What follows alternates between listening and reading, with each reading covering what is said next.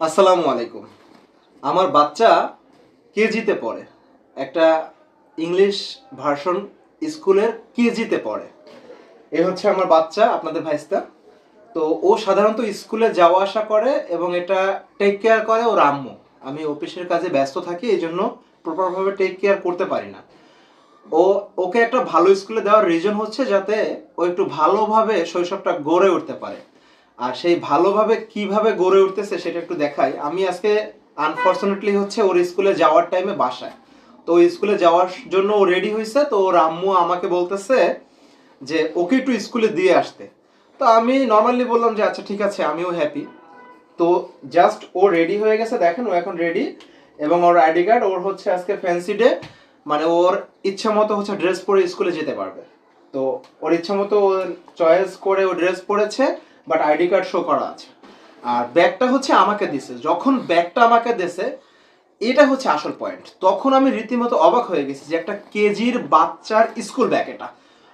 ওহ মাই god, মানে এটা এখন আমার বাসায় যদি ওয়েট করার যদি কিছু থাকতো তাহলে অবশ্যই আমি ওয়েট করে দেখাতাম। তারপর আমি আইডিয়া করে বলি মিনিমাম 7 থেকে 8 কেজি হবে, যেটা একটা কেজির বাচ্চার মানে বহন করা খুবই দুর্বিষহ। এটা সম্ভব না, এক প্রকার অসম্ভব। বাবা তোমার কি মানে এই ব্যাগ নিতে কি তুমি পারো, একা নিতে পারো? না, এর জন্যই আমার মা আমাকে দিয়ে আসে। তোমার মা দিয়ে আসে?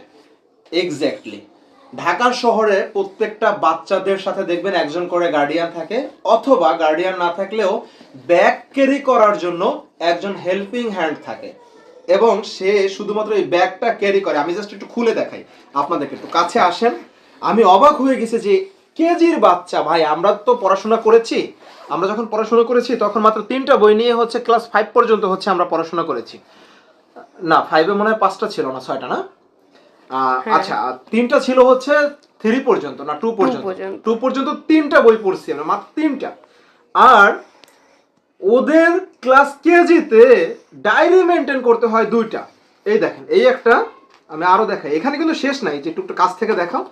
মানে আমি অবাক হয়ে গেছি যে একটা কেজির বাচ্চার বই, মানে এরা হচ্ছে এদের পড়াশোনা যে কোন লেভেলের। আর এরা কি মানে ক্লাস 5 পাস করার আগেই কি এদেরকে মানে বিজ্ঞানী বানাই ফেলবে? আমি এটা আমার বুঝে আসে না, আমরা আসলে কোন মেধার পিছনে বা কিসের পিছনে ছুটছি, এটাই হচ্ছে আমার প্রশ্ন।